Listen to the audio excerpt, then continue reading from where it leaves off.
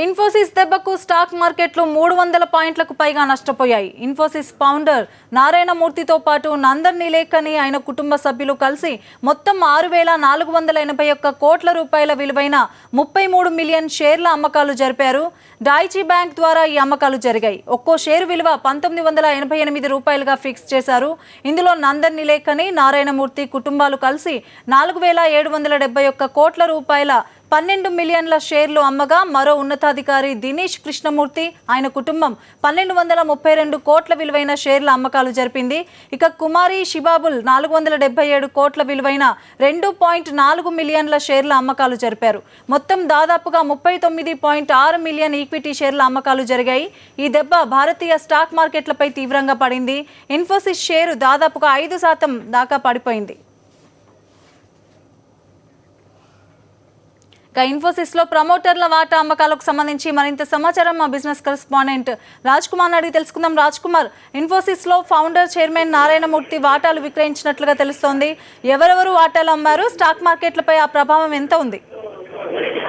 మనం చూస్తున్నట్లయితే వాళ్ళ మార్నింగ్ ఉదయం పూట దాదాపుగా 6,000 కోట్లకు పైగా ఉన్నటువంటి ఇన్ఫోసిస్ ప్రమోటర్ నారాయణమూర్తి, నందన్ నిలేకని, తర్వాత దాంట్లో ఉన్నటువంటి CEO, CFOలుగా కనిపిస్తూ సంబంధించినటువంటి షేర్ దాదాపుగా $1.1 బిలియన్ షేర్ అంటే దాదాపుగా 6,000కు పైగా కోట్ల రూపాయలు ఉన్నటువంటి షేర్లను అమ్మకాలు జరగడం జరిగింది. అంటే గత కొద్ది రోజుల్లో చూసుకున్నట్లయితే ఇన్ఫోసిస్ లో భారీ చేర్పులు జరుగుతున్నాయి. ఎందుకంటే మార్జిన్స్ అంటే ఓవరాల్ గా ప్రపంచవ్యాప్తంగా ఉన్నటువంటి ఐటీ ఇండస్ట్రీలో చూసుకున్నట్లయితే మార్జిన్స్ బాగా తగ్గిపోవడం, తర్వాత ఇన్ఫోసిస్ లోకి ఎవరు ఎంత పెద్ద CEOలు కానీ ఎంత పెద్ద అధికారులు వచ్చినా ఎక్కువ రోజులు ఉండకపోవడంతో ఆ మార్జిన్స్ కూడా కొంచెం పడుతున్నటువంటి కనబడుతుంది. రీసెంట్ గా విశాల్ సిక్కాన్ CEO నియమించిన తర్వాత ఎలాంటి మార్పు లేదు. ఈ సందర్భంలో ఇన్ఫోసిస్ నారాయణమూర్తి ఎవరైతే కో ఫౌండర్ ఉన్నారో నందన్ నిలేకని, ఇన్ఫోసిస్ నారాయణమూర్తి తన ఫ్యామిలీకి సంబంధించినటువంటి షేర్లను దాదాపుగా వాళ్ళకి మొత్తం 8%, ఇన్ఫోసిస్ మొత్తం వాటాలు 8% షేర్లు ఉన్నాయి. 8% షేర్లను దాంట్లో కొంత స్వల్ప వాటాను అమ్మకం చేయడం జరిగింది.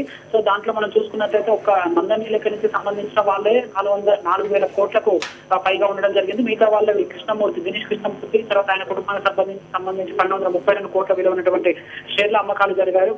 అంటే ఒక్కసారి ఇన్ఫోసిస్ షేర్ ఈ దెబ్బకి స్టాక్ మార్కెట్ ఓవరాల్ గా స్టాక్ మార్కెట్లలో ఇన్ఫోసిస్ షేర్ పతనంతో దాదాపుగా స్టాక్ మార్కెట్ లో కూడా 300 మార్కు కంటే కూడా ఎక్కువ స్థాయిలో పడిపోవడం జరిగింది. అంటే గత వారంలో చూసుకున్నట్లయితే ఈ వారం ప్రారంభంలోనే మార్కెట్ పైన ఇన్ఫోసిస్ ప్రభావం తీవ్రంగా ఉందని చెప్పవచ్చు.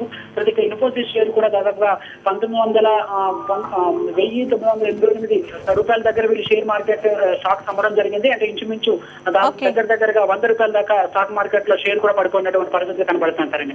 Thank you Raj Kumar.